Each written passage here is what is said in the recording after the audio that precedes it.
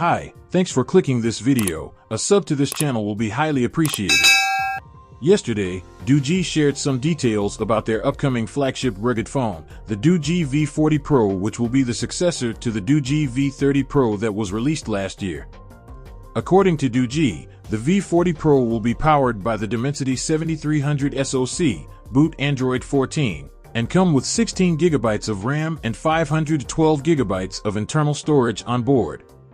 In terms of display, the device will feature a punch-hole 6.78-inch Full HD Plus display with a 120Hz refresh rate and an IPS LCD screen.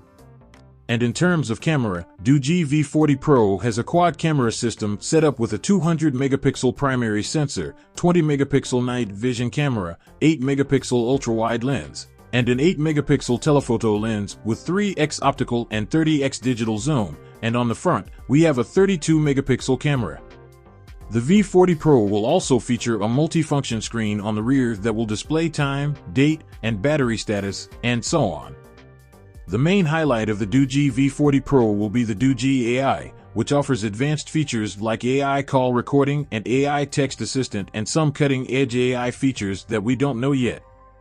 The rest of the highlights include the usual stuff like the side-mounted fingerprint scanner, NFC with Google Pay support, IP68 rating, and military standard 810H certification.